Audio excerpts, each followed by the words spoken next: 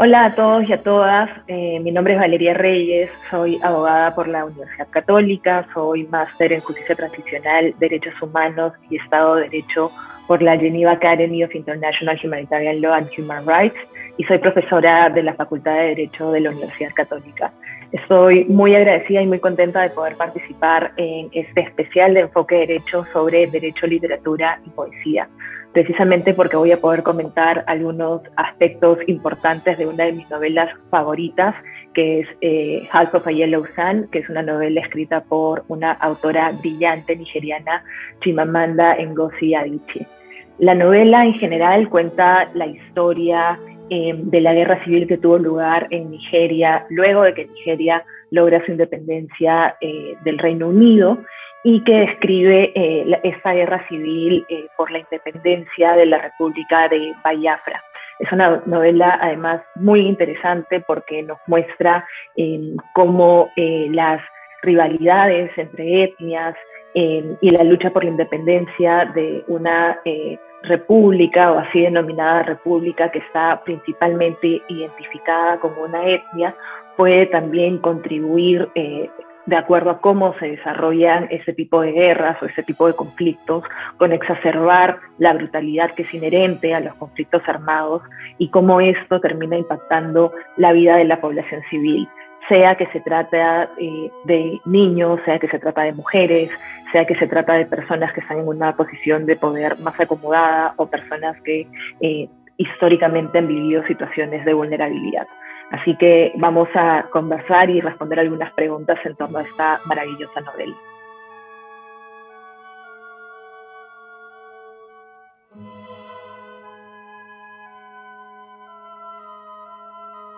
Esta novela, a pesar de que es netamente literatura, de hecho la tengo acá conmigo porque, insisto, es uno de mis libros favoritos, tiene mucha relevancia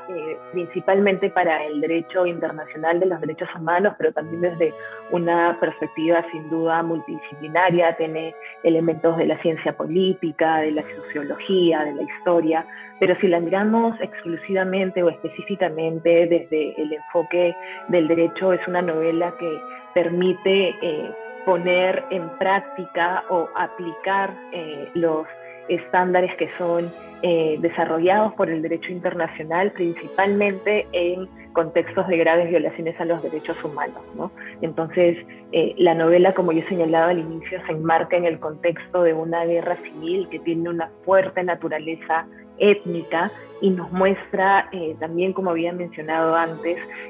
todas las amenazas que pueden existir frente a los derechos humanos en este tipo de situaciones. Amenazas que no son, digamos, esta es una novela que está referida a una historia de los años 60 aproximadamente,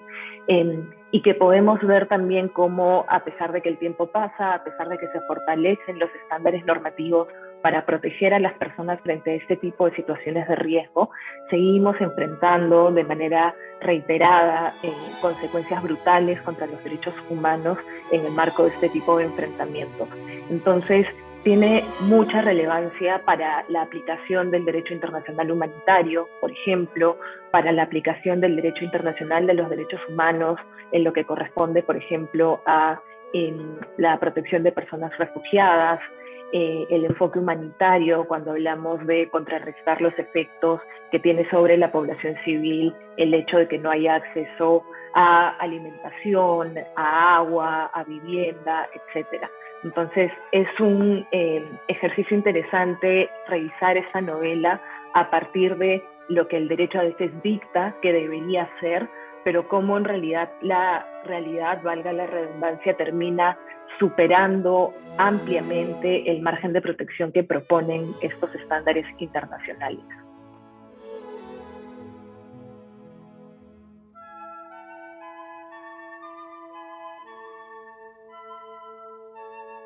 Respecto a esta pregunta, creo que es importante tener como una claridad uniforme de cuando hablamos de que se puede aplicar el derecho internacional humanitario. El derecho internacional humanitario es aquella rama del derecho internacional que regula los conflictos armados con la intención precisamente de preservar la integridad y la vida de las personas. Entonces, el derecho internacional humanitario no es una rama del derecho que juzgue la legalidad o no del uso de la fuerza entre estados o entre grupos armados o entre grupos armados y estados, sino que es un derecho que, dejando de lado esta discusión, que sería razonable en el marco del derecho internacional público, por ejemplo, se enfoca netamente en las obligaciones y en las prohibiciones que recaen sobre las partes que se enfrentan. Esto, como señalo, con la intención de regular el uso de esa fuerza, los métodos y los medios de combate que son válidos en una guerra, de manera que el daño hacia la población civil no sea desproporcional frente a la ventaja militar que se puede buscar obtener a partir de un determinado ataque. Este problema en particular, o esta guerra civil en particular, tiene que ver con el enfrentamiento entre una república, bueno, en este caso el Estado de Nigeria, contra un movimiento independentista que además venía encarnado por la etnia de los Igbo en Nigeria, que quería lograr su independencia y que se reconocían a sí mismos como la República de Biafra. Entonces entran en una situación de conflicto y por lo tanto esto exigiría que se apliquen las reglas del derecho internacional humanitario. Principalmente lo que propone este marco normativo es que no por tratarse de una guerra, no por ser la guerra, todo está permitido, ¿no? Lo que está permitido es utilizar la fuerza, o mejor dicho, lo que no se condena es utilizar la fuerza para lograr una determinada ventaja militar, pero sí se condena que ese uso de la fuerza se dirija, por ejemplo, hacia población civil, o sea, personas que no participan de las hostilidades, o que se recurra incluso en el uso de esa fuerza a un ataque indiscriminado o un ataque excesivamente cruel con el único motivo de exacerbar la violencia, ¿no? O a métodos o armas ilegales, armas que pueden tener un daño superficial e innecesario respecto del enemigo. Entonces, lo que es cierto es que en este tipo de casos, más allá de que se admite que las guerras tienen consecuencias nefastas, y creo que eso todos y todas lo podemos ver en nuestro día a día a partir de las noticias que conocemos todo el tiempo, ¿no? No necesariamente la brutalidad de la guerra tiene que, o mejor dicho, no necesariamente en la brutalidad de la guerra se debe admitir todo, ¿no? De hecho, vamos a conversar también sobre algunas violaciones en específico que se identifican en la novela, pero creo que la gran conclusión es eso, ¿no? O sea, podemos ver en la novela escenarios graves de violencia que precisamente también nos deben llevar a cuestionarnos qué tan eficiente suele o puede llegar a ser el derecho internacional humanitario para cumplir con su finalidad de preservar la integridad de las personas en contextos de conflicto o violencia exacerbada.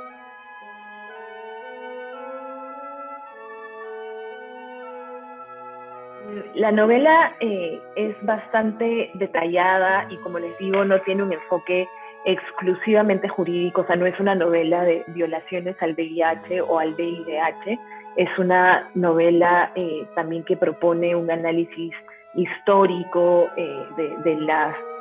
situación del Estado de Nigeria como un Estado postcolonial o como una república postcolonial, pero tiene algunos escenarios que a mí me parecen de particular gravedad si los analizamos desde el enfoque del derecho internacional humanitario. Uno de ellos es el uso irrestricto de la fuerza contra población civil. No quiero spoilearle a nadie la novela y realmente es mi intención persuadirlos y persuadirlas de que logren leerla porque es realmente impresionante, pero hay al menos 3 escenarios que yo identifico como muy gráficos de ese tipo de violaciones y de la necesidad de fortalecer esos estándares. Uno es un capítulo sobre uso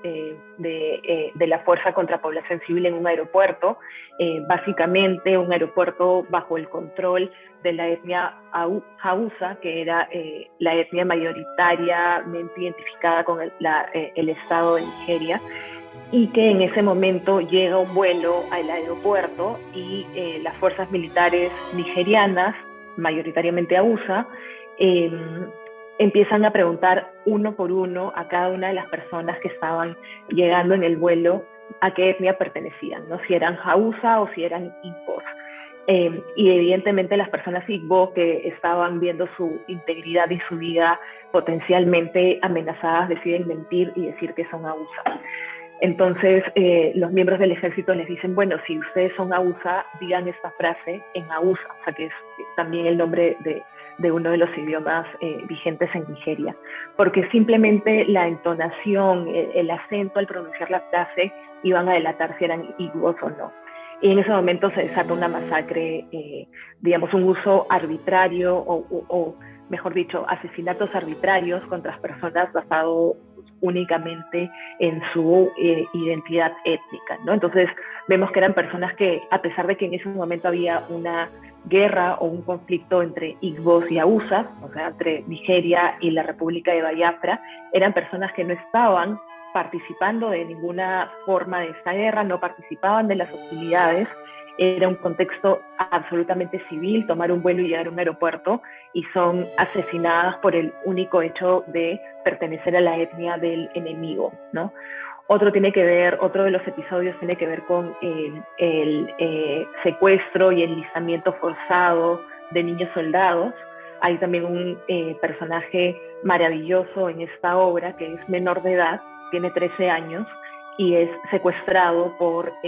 su propia etnia, o sea, los propios agentes militares de su etnia, porque estaban en guerra y necesitaban fortalecer como a sus filas. Entonces secuestran a este niño para que él también se una a las filas, tome las armas y haga la guerra. Y lo curioso es que había mucha conciencia en ese momento del riesgo que existía para los niños, principalmente varones, de ser secuestrados y enlistados forzosamente a los grupos armados, ¿no? Entonces a él, por ejemplo, le decían, no puedes salir de la casa, no puedes estar en el patio, que nadie sepa que estás aquí porque van a venir los rebeldes o van a venir los miembros del grupo armado a secuestrarte porque eres un hombre o un niño de 13 años que puede ya fortalecer las filas. Y él termina siendo secuestrado, y eso es una violación manifiesta al derecho internacional humanitario, que prohíbe de forma tajante el alistamiento voluntario o el secuestro de niños para que formen parte de la guerra, ¿no? O sea, para que se conviertan en niños soldados. Esto, además, ir en contra de esta norma es un crimen de guerra, puede dar consecuencias a responsabilidad penal internacional. Y el tercero tiene que ver con escenarios de violencia sexual, que también son lamentablemente muy típicos o muy reiterativos en situaciones de conflicto. Muchas veces la violencia sexual es vista como un arma de guerra. Se debilita al oponente recurriendo a la violencia sexual contra mujeres, ¿no? O también se utiliza la violencia sexual para traumatizar a las mujeres al punto tal que no puedan volver a reproducirse o que sean expulsadas de la etnia a la que pertenecen, y así seguir debilitando al oponente, que no necesariamente será el grupo con el que nos enfrentamos a nivel armado, sino en este tipo de conflictos que además tienen un fuerte componente étnico, será también una manera de debilitar a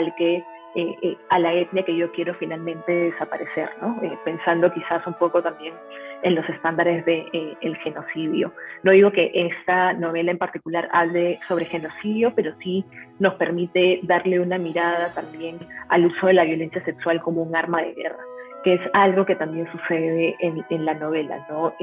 Violaciones colectivas que forman parte incluso de las masculinidades que se quieren fortalecer en el medio de la guerra para que las personas sean todavía más violentas y las guerras, al ser más sanguinarias, quizás sean también más cortas, que es una manera muy perversa de verlo, pero que sigue verificándose lamentablemente incluso en conflictos hoy en día.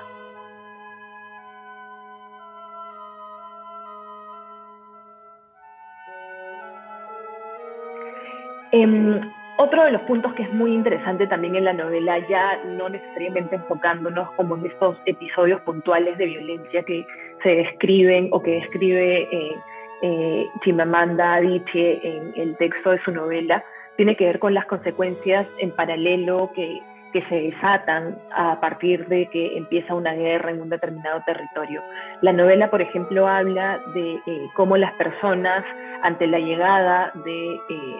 por ejemplo, en este caso, miembros de las fuerzas militares nigerianas que querían aniquilar a los Igbos, que estaban principalmente localizados en el sudeste del país, tenían o se veían obligados a abandonar sus lugares de residencia habitual con lo poco que tenían, porque simplemente empezaba a difundirse el rumor de que están llegando. Entonces no era como, bueno, van a llegar en una semana, así que vamos organizando las cosas, sino están llegando, tomar lo que uno tenía en la mano y huir, ¿no? Y en el camino ver a muchas personas haciendo este desplazamiento forzado,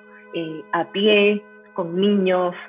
con personas mayores, sin necesariamente contar con algún tipo de soporte o con algún tipo de asistencia que les permita garantizar su integridad. Entonces, la novela, por ejemplo, describe el éxodo de una familia en particular, que era una familia de una clase media alta en Nigeria, pero que pertenecía a la etnia Igbo y se ve obligada a abandonar una casa estable donde vivían con una hija muy pequeña, tener que irse desplazando, buscando a familiares que tenían en otras áreas o en otras zonas del país para recibir asistencia básicamente de naturaleza humanitaria, ¿no? Para recibir comida, para recibir medicamentos, y terminan llegando a un campo de refugiados, y como era una familia, como yo decía, medianamente acomodada, tenían cierto tipo de estudios que les permitían asumir funciones de repente de mayor responsabilidad en el campo de refugiados. Entonces, por ejemplo, ya describiendo cuál era la dinámica en el campo de refugiados, uno puede ver los desafíos que existen, ¿no? Muchos niños, niñas viviendo con desnutrición crónica, hablan, por ejemplo, de estos niños que tenían esta enfermedad del kwashiorkor, que es, ustedes lo deben haber visto, ¿no? O sea, que por la falta de alimentación a los niños se les infla el abdomen de una manera brutal, ¿no? Y que tiene que ver con la enfermedad que ellos enfrentan por no poder alimentarse de forma correcta. Muchos niños muriendo como consecuencia de esta enfermedad, y los desafíos también de quienes gestionaban el campo de refugiados para poder conseguir, o sea, tener un pase seguro a través de las zonas de conflicto, bajo el argumento de yo no participo en las hostilidades, lo único que quiero es recopilar o recoger alimentos, recoger medicamentos que me permitan ponerlo a disposición de gente que está muriendo, ¿no? Entonces, eso también es un elemento muy interesante que, como les digo, la novela no es de hace 60 años, la novela retrata una situación de hace 60 años, pero lo vemos también hoy en día, ¿no? La cantidad enorme de personas que se ven obligadas a,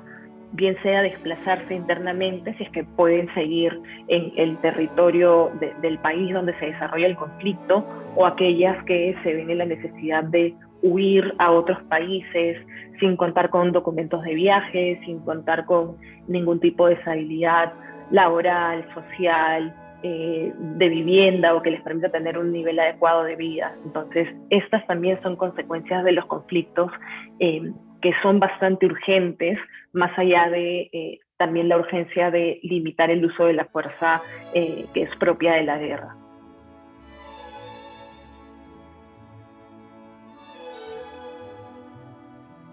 Esa pregunta creo que la novela al menos es, y por eso yo la valoro tanto, porque es una novela que me hizo entender muchas cosas, aprender muchas cosas nuevas, ¿no? El contexto de la novela tiene que ver con una Nigeria recientemente independizada, luego de haber sido una colonia británica, y hay un capítulo muy interesante en el que se trata de explicar cómo era posible que en un mismo país, ¿no?, que había logrado su independencia, haya tanta rivalidad entre distintas etnias. En este caso se habla de la rivalidad entre los Hausa y los Igbo, pero también habían otras etnias que estaban constantemente en conflicto. Y si uno se detiene a mirar otras situaciones de conflicto en África, si miramos, por ejemplo, el genocidio de Ruanda, que es muy conocido, creo que en todas las clases de derecho internacional se discute este genocidio que tenía que ver con el enfrentamiento entre los Tutsi y los Hutu,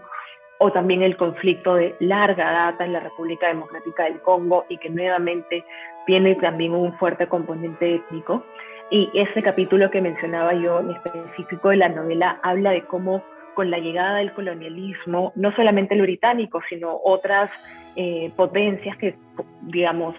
tuvieron colonias en África, y la división, o sea, si uno mira el mapa geográfico, ¿no?, de África, puede ver que casi parece un cuaderno cuadriculado, ¿no? O sea, mientras que en otras zonas del mundo las divisiones o las fronteras tienen otro tipo de explicación. Lo que sucedió con el colonialismo es que básicamente hubo una distribución de pongamos una frontera aquí y una frontera más allá, sin pensar que históricamente el continente más bien se había desarrollado a nivel demográfico en función a la existencia de etnias que no necesariamente, o etnias o grupos tribales que no necesariamente vivían en armonía. Entonces, esta distribución geográfica ficticia lo que termina generando es que tengan que coexistir etnias que por muchos años habían sido rivales y de repente ahora todos comparten la misma nacionalidad.